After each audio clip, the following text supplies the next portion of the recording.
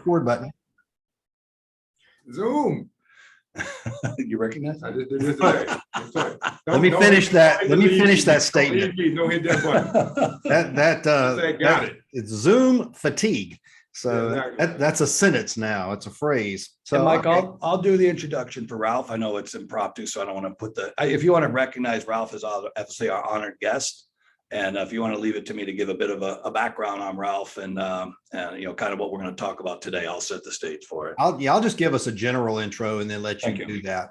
Okay, perfect. All right. This is countdown for September the 3rd, 2021 on the Don and Mike show in 3, 2, 1. Back on the Don and Mike show. This is our video version as well as our audio version for September the 3rd, 2021. Glad to have you aboard and for this special discussion today. Of course, we appreciate our sponsors as always. SMT Expo, our Cadillac sponsor, our signature sponsor, has been with us for a long time, and we appreciate them sponsoring this portion of the show, as well as Circle, the omni-channel guest experience agency located in Las Vegas, Nevada.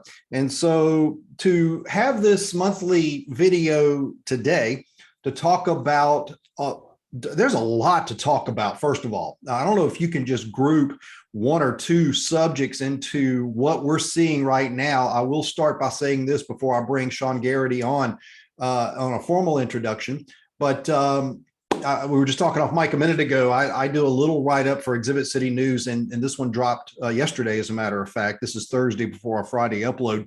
And I started out by saying, you know, if there are two words that I would have to use right now for what's going on, both trade show, live events, experiential marketing, anything that has to do with getting together live at a location at the moment, those two words would probably be don't know.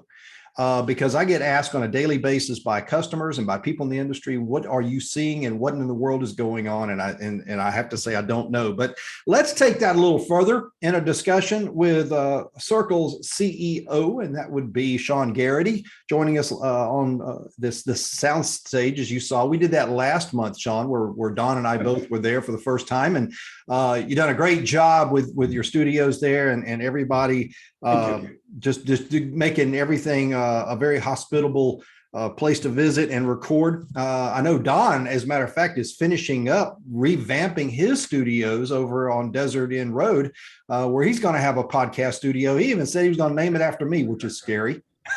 That works. That's real scary. That's like naming Walmart or Kmart after me or something. I don't know. That's real scary. But nonetheless, Shawn, I hope you're doing well today.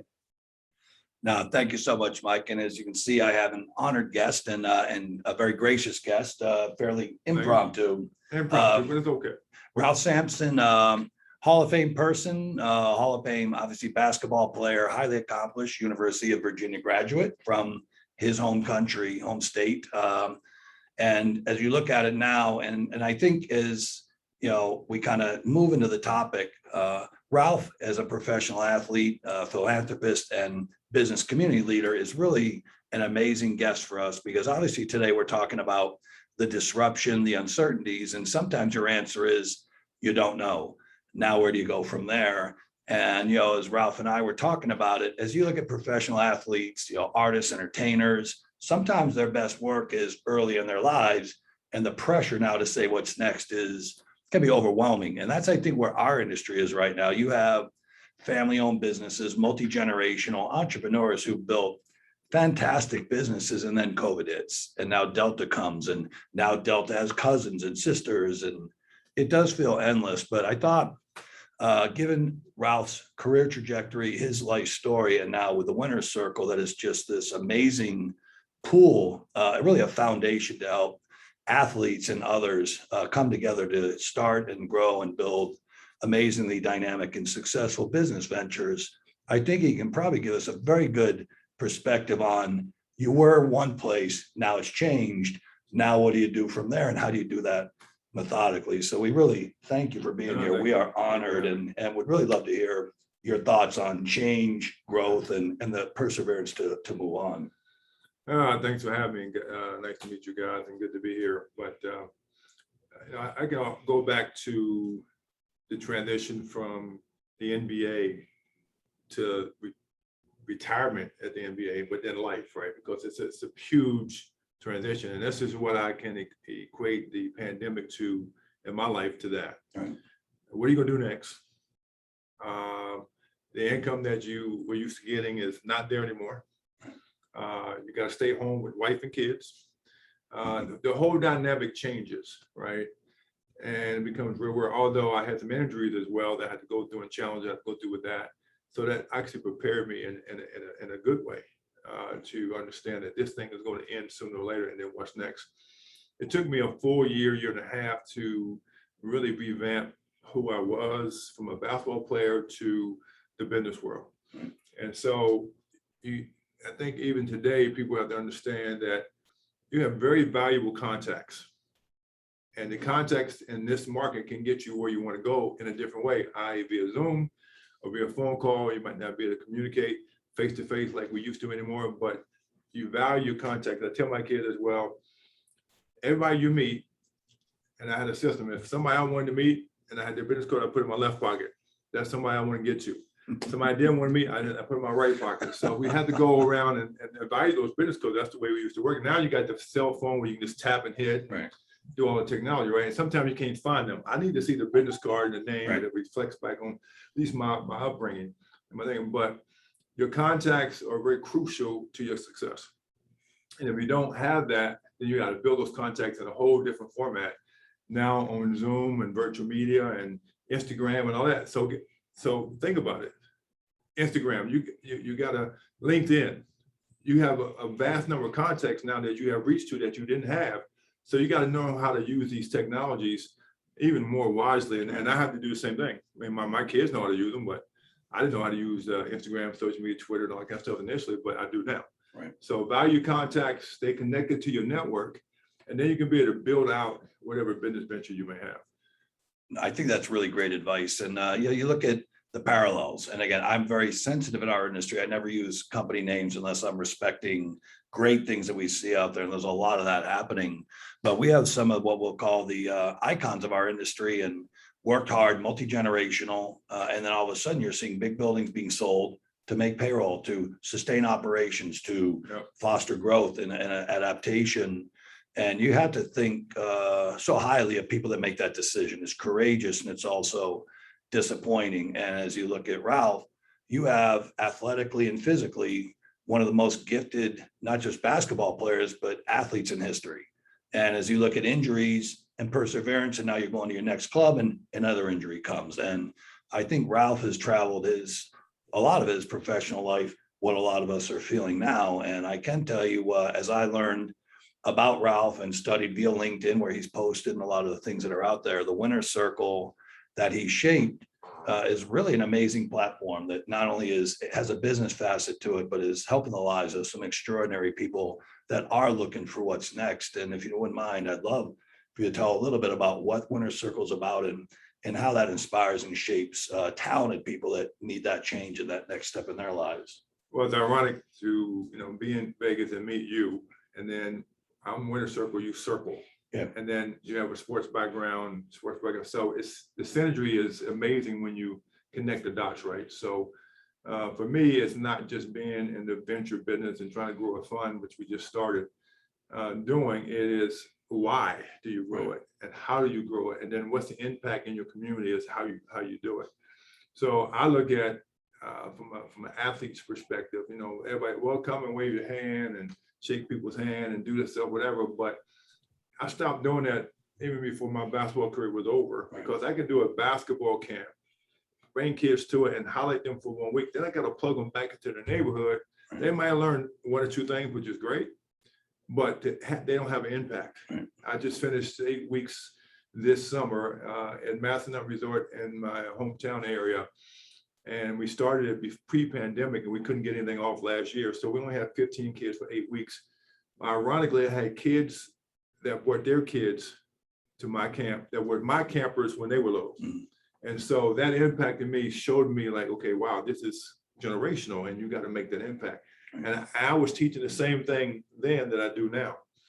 And the parent remembered some of those things as well. So the impact that you can create but also do business with in a big way is important because you can effectively change communities and people's lives.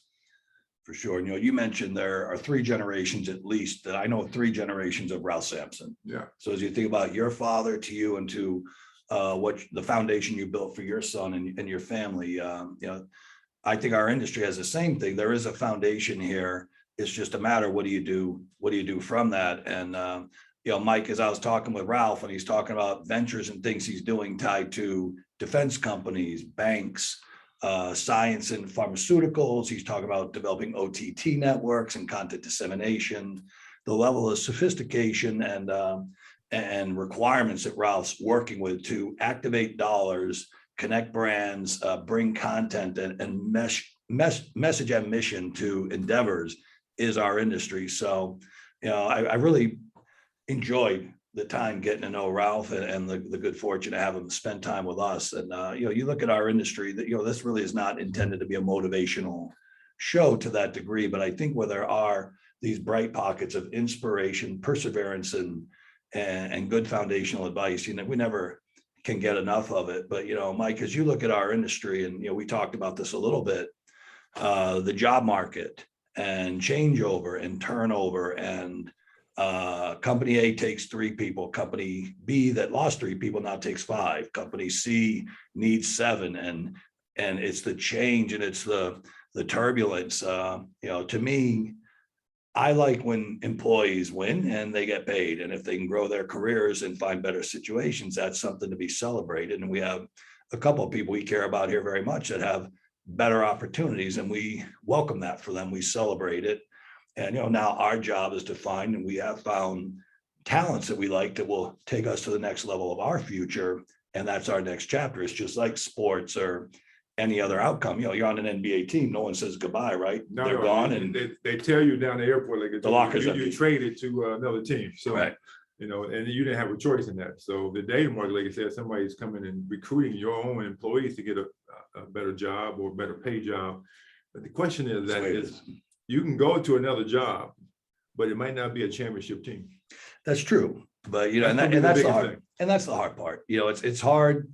You have to celebrate your employees' lives and their family goals. And especially in a time like we're in now, if people are saying, I just have to be tangible and near term, I can't think so far out. You have to support that thinking. You can try to speak about vision, future, and long-term objectives. But I just think in today's world, so many people, as you said, Mike, are affected. Vaccinations, to, not to. Do you travel? Don't you travel? Are our clients going to go? Aren't they going to go? What do our clients want? Is it virtual? Is it hybrid? Is it live? Is it all those things? I really think at this time, and I say it to our team all the time, like I say, I think they're tired of me. It's like, listen, if you want questions, your pay is this. If you have answers, you're here. So try to be the answer person. Questions are cheap, answers are valuable. And I do pressure our team. Our clients need answers, not questions. Don't be that person.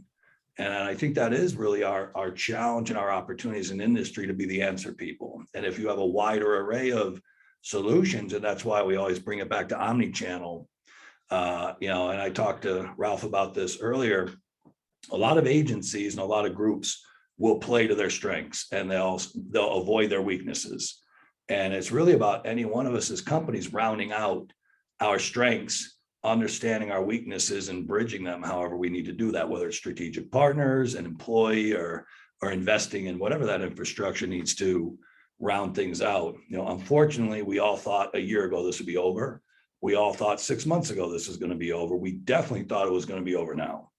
And now none of us know anything except we don't know. So I think really looking at it, and with your insights, Mike, I know you're out there with a whole nother perspective. I'd love to obviously hear your thoughts on some of the points we're making.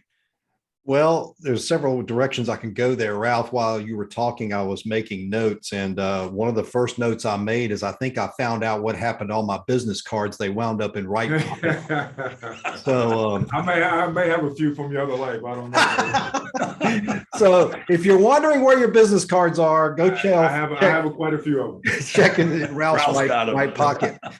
Another thing that you alluded to, Ralph, that I find interesting. And I ask this from a lot of people, and I think we're probably around the same age. I'm on the front side of 60. And, so we're probably all around that age point. And my question is, have you ever seen anything like this in your lifetime or in our lifetime? Anything remotely similar to what we're going through right now? No, I haven't. I mean, I've seen, a lot of things in my career, basketball wise, and life, from a small town to a big city. We coined this phrase with Winter Circle Ventures, the company. It takes teamwork to make a dream work. And that's been my phrase for many, many years. And it actually even plays more now than it did back then. But I've never seen anything like this. I don't think the world has seen anything like this ever. And I think it's, it used to be a realignment. You can have a storm or a hurricane or, whatever, right? And this sit for certain pockets to realign everything.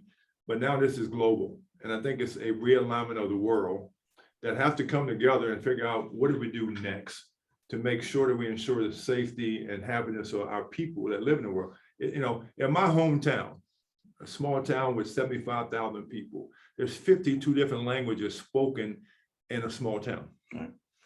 Teachers can't teach in high school, so they got to readjust their thinking, how you teach these kids in school today so they can become good citizens in our communities. It's tough. It's tough all over the place, right?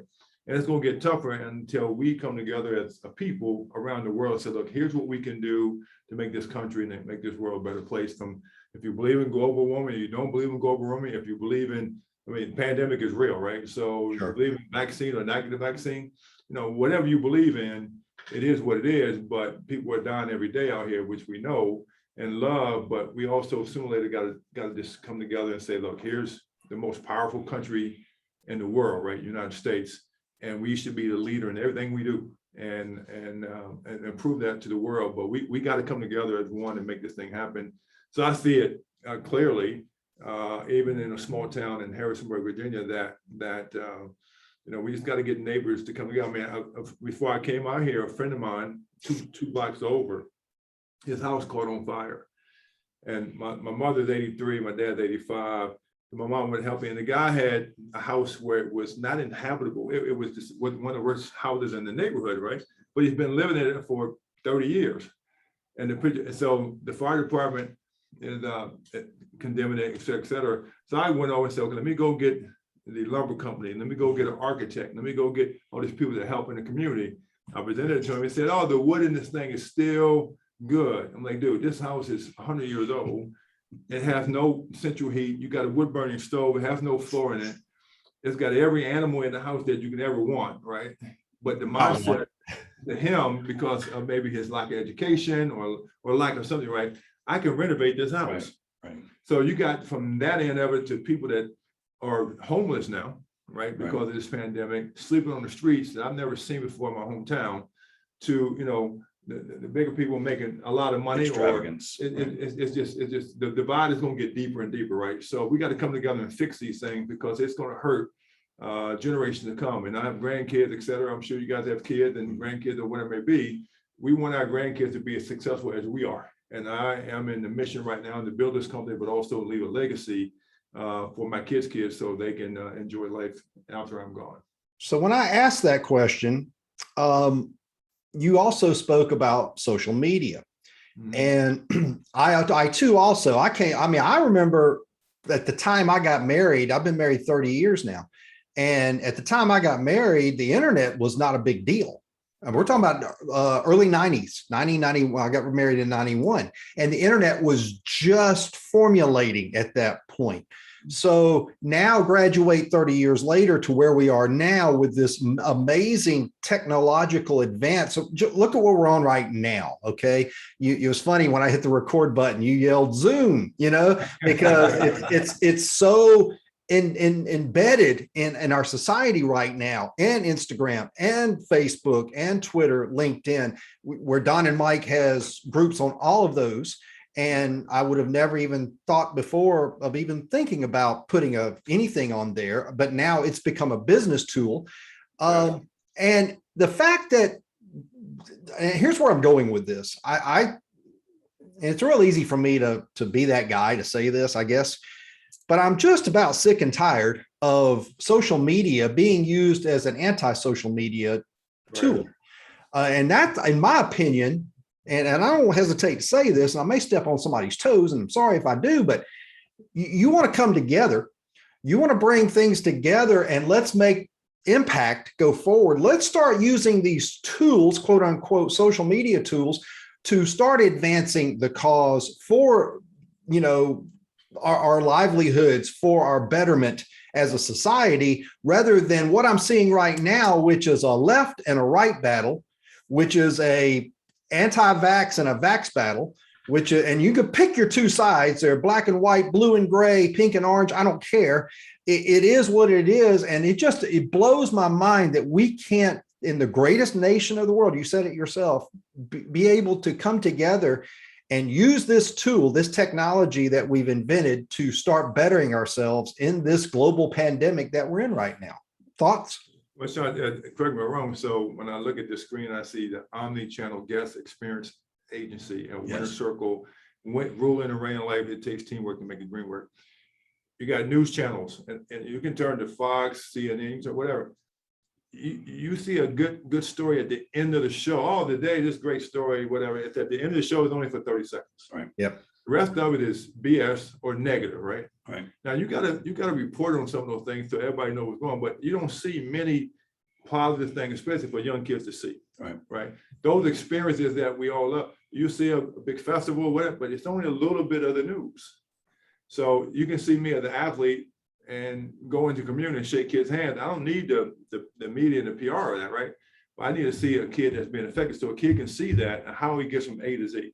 I think with this group here, and then what I think the vision is across the board, that we'll be able to change some of this stuff with people all over the world. Because there's great stories out here, but where does a young kid go to hear those stories of how I become successful in whatever you want to do?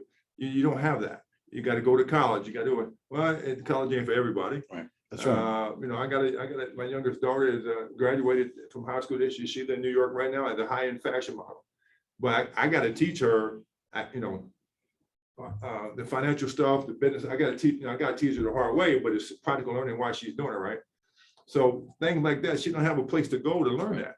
There's nowhere to go that I know of that she can learn that and get a practical application. My oldest daughter went to Stanford, and she got an ESPN job and was the producer at First Take.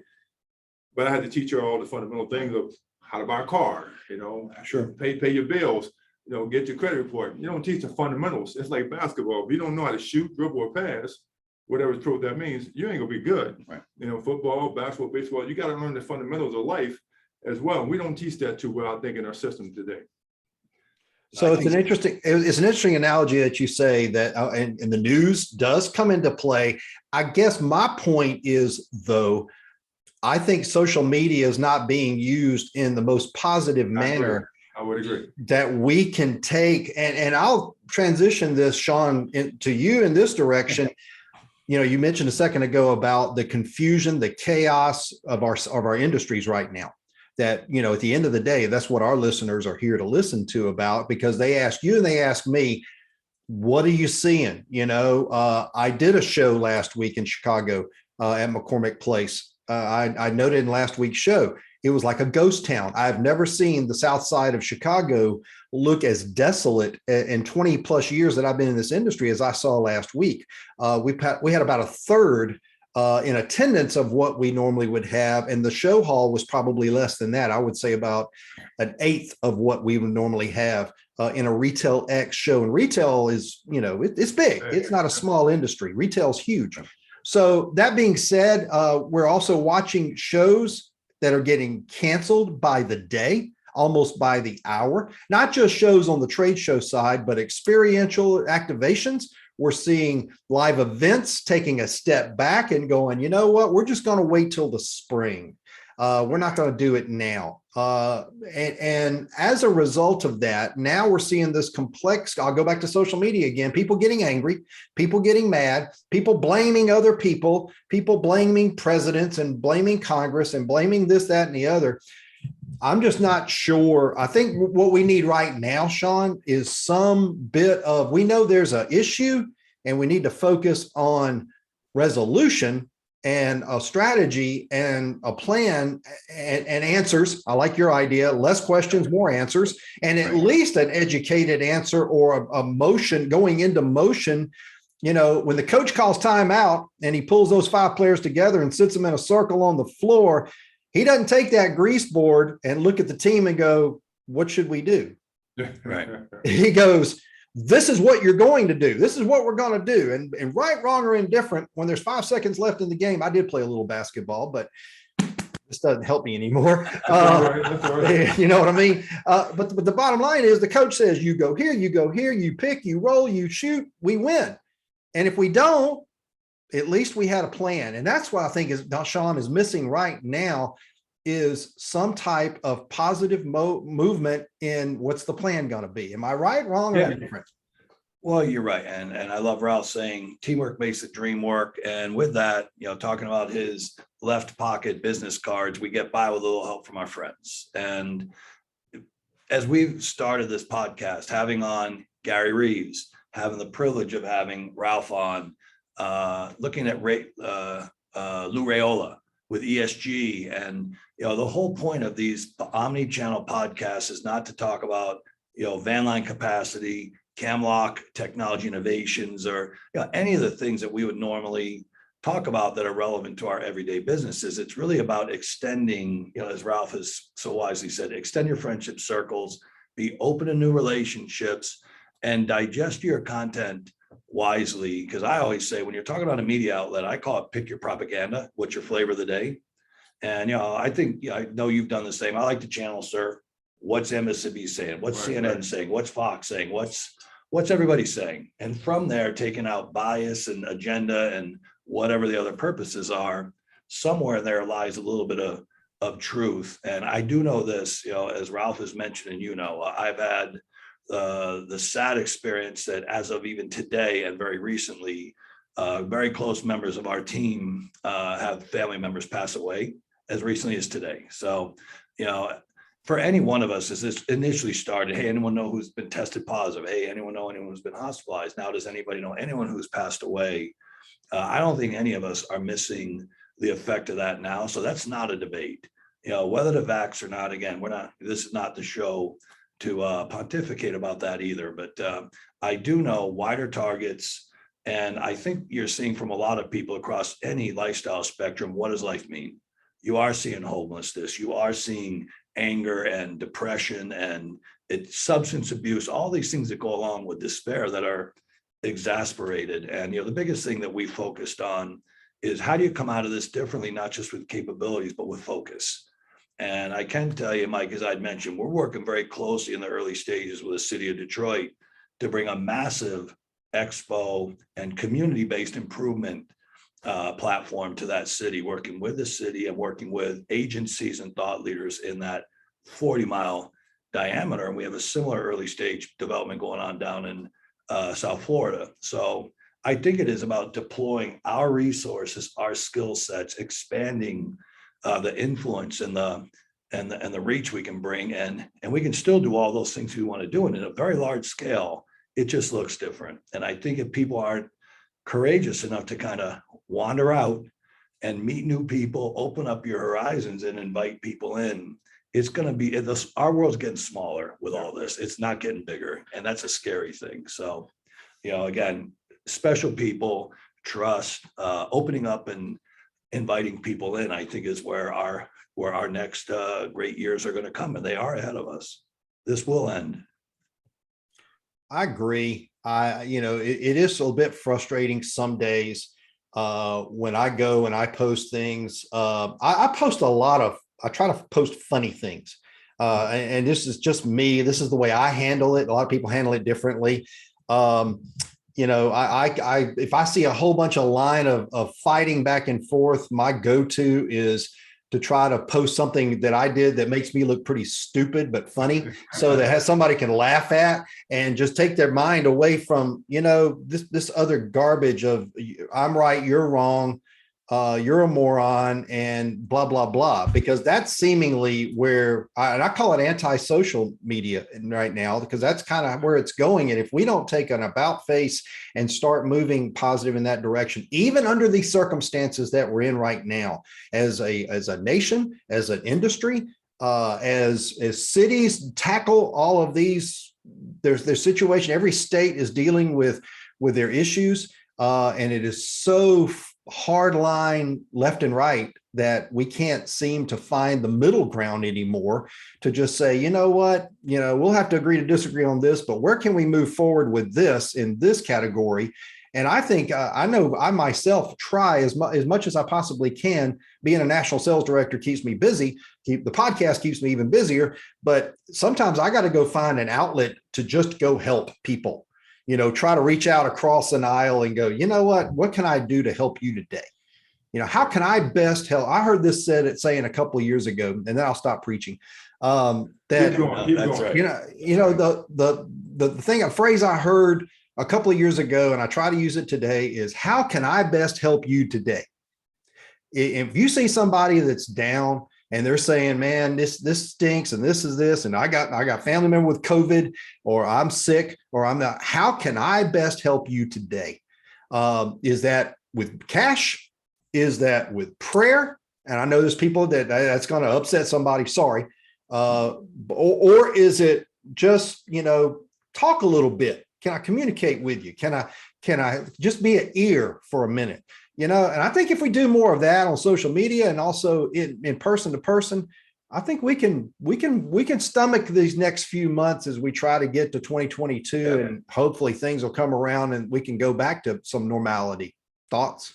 Well, look, I'm gonna give Ralph the last word on these matters. But look, at the end of the day, Mike, I suspect you're the same as me. We're all about the same age. But when I was probably about 16, when I look on the inside page of Sports Illustrated, it talks about who's perhaps going to be the best player in the history of the NBA, and he hasn't even left high school. And having those expectations from that young of an age, as you know, can be very daunting. And for guys like us, I suspect the biggest goals our parents have. My parents thought I should go into the military. There you go. You're where you belong now. No college, couldn't afford it, and you're not up to it anyways. I know you've had your road, but looking at it from Ralph's perspective, from career excellence there, challenge, and then going out in the community. He's talked about going back into the areas in Virginia that he's never left, and the neighborhoods and the strife, and just really fighting for those little wins day to day. I think we have the perspective of somebody that not only feels what we feel, but has been living it and persevering through a lot of these things his whole life. So again, for impromptu walking in the door to a tour to throwing him on the camera, we really appreciate your graciousness for this. But what would you have as the words of wisdom, or something you'd like to share with our brothers and sisters and our peers in the industry out there? Well, you mentioned, helping someone else, or if it's financially, or if it's, a piece of word of wisdom or a connection that might lead to something else. I just find that it's very, very important. I was on our podcast, Center Court 50, with me and my co-host, Mac McDonald. We did a podcast today with a guy named Charlie Manuel. He's 77 years old. Came up, same story, same acronym. Would help anybody out that he could. His parents wanted him to go to the military, et cetera. He chose the baseball route and went to the minor leagues, whatever, worked his way up, went to Japan and played over there. And he was he had some injuries, running in the outfield, and hit a water sprinkler and broke his ankle in a couple different places, et cetera, et cetera. And everybody, you got to go back to the United States and get it fixed, whatever. But they helped him over in Japan, fixed his ankle. He ended up playing 6-7 more years, right? Because one leg was off anyway due to early injury, but he played more. Then he becomes a Hall of Fame manager for a baseball club, right? Going to the World Series in 2008. And he had his own show as well. But his story was amazing to me because he was in a foreign country and they helped him, whatever. And then they figured he wasn't gonna come back and play. They called him the next year and they gave him more money than the Major League Baseball would. And he said, well, I I can't turn down the money. I just stay over here and I go back for 6 years later. So there are stories like that out here of people that have had either hard knocks, good knocks, or silver spoons, right? And if you hear those stories, I think out here in the public that you might go through something sooner or later, right? But also there's the way out. There's the way up and the way out. So for me, basketball, I didn't like basketball. I like baseball. And I told him, I was a 6'7" sidearm pitcher that I loved it, but my arm got a little lax and I kept hitting the batter. So they said, you got to move to first base. I was catching the ball with my off glove hand. My mother said, you're crazy. You need to go do this. So I went to the outfield, outfield, ain't nothing going on in that outfield, left field. So basketball became my passion, my love. So my point is, find something that you're very passionate about. If it's just helping somebody out, give them a cup of coffee. Find something that's passionate in your world that you can be successful. It doesn't have to be the biggest thing in the world. It can just be the little thing, but you passionate. Somebody's going to remember that, and it's going to come back to you tenfold, no matter what it is. I've seen it time and time again. One of my last stories, I'll tell you, that I still have basketball camp, but in the 80s when I was playing, I had a basketball camp. And we never turned a kid down. So this kid from Richmond, Virginia, takes a 2-hour bus ride. He pays $80 up front to come to camp. He's supposed to pay the rest. It was like $150. Came and didn't have the rest of the money. So we didn't turn anybody down, right? So we let the kid come up. We watched him because they have any parents or whatever. We watched him. And I didn't believe in leaving my camp. So I woke kids up in the morning. I put them in bed at night. I was there the whole time. And my high school coach now is 80 years old. God bless, he still with us and doing well. By Thursday, I knew that kid's everything, right? His mom, dad, whatever. That kid, because of that camp, goes into the military. And to this day, this was in 1985. And till this day, he's married, a couple kids. He still once a month calls my mother and father. Till this day. Now, he might not be able to reach me because I might not be, but my mother said, such and such called us today, whatever. He said he's doing well, and he might stop through Harrisburg, Virginia. So if I can just help somebody be that one, I just listened to his story. Right. And he's now gone on impact because his parents wasn't totally together like him, but he's got great kids, he's got a great wife. And by that Thursday night, because I made everybody get up and whatever, and I do my presentation Friday, when I had the whole audience crying his story, I made him stand up and tell the story. And from that story, everybody started helping. Mm-hmm. So it's not what you do, it's who you help to get where they want to go, that you'll be much more successful in your own life as well. So I do believe in that very sincerely. Can I bumper stick that? I need to make that a trademark. It's not what you do, but who you help. Yeah. No, I think, Mike, again, you look at the importance of the message, no matter where you are, you don't know who's listening, including out there, as this podcast comes out. I would recommend to anybody, if you know of Ralph, you think you know Ralph, you only know a bit. So on LinkedIn, you will find Ralph Sampson with Winner's Circle. He's a man with a special mission, and you search YouTube or anything out there, you're going to find a lot of stories of a growing great man that happened to also be a great athlete, but there's a lot more to it. And I think, there are no last words to what he's just said, but as you know, Mike, we love our industry. We love the people in it. I think we have a very special DNA to us that allows us to persevere all the realities we always work through. So I always bet on us, and I've always strived, as you guys were nice enough to let us have this podcast. Our heart's out there with everybody. Look, people are going to come, people are going to go. You got to wish the best. You got to pray for them. And our industry will have its better days ahead, but we do have to open up our hearts, open up our friendships, and get more cards in that left pocket, because there are never enough of those left pocket people that you're going to need in your life. I've been guilty for years of keeping cash in my left pocket and cards in my right, so I need to switch it around. And the right one means you don't want to contact them too much. You got to put your cash. Those pictures of dead presidents, though, they've kind of gotten kind of comfortable there. So I got to. By the way, Mike, it makes it look like we have more money. That's a smart move. With more cards. That's a good job. Ralph, I am honored that you would even consider to come on our show and talk with us today. I know it's impromptu. You brought a tremendous amount of wisdom. Hope that someday down the line we get to shake hands, buy you a cup of coffee sometime maybe. But I appreciate the time we got to spend today. I appreciate your time as well. Thank you, Look forward to meeting you in person, and everybody out there, stay safe and stay tuned to this show, because I think it's very impactful. Thank you. And thank you, Mike. Can't end on a better note than that. We'll be right back after this, and stop. What do you think? Really appreciate it. No, it was good. Oh, you just brought up, you just kicked us up in the ratings, man. That's huge. That's huge. Look, obviously very fortunate, and we literally have Gary sitting outside, and I know we had Gary on an earlier podcast talking about content and omni-channel from a media perspective. But I got to tell you, Mike, making new friends and building trust and building relationships has been probably the most purposeful thing we've been able to do through this. And there are so many amazing people out there. I just hope the people in our industry drop their limitations of what they think their business is. Because I do say to people, they say, how do you think our industry is doing?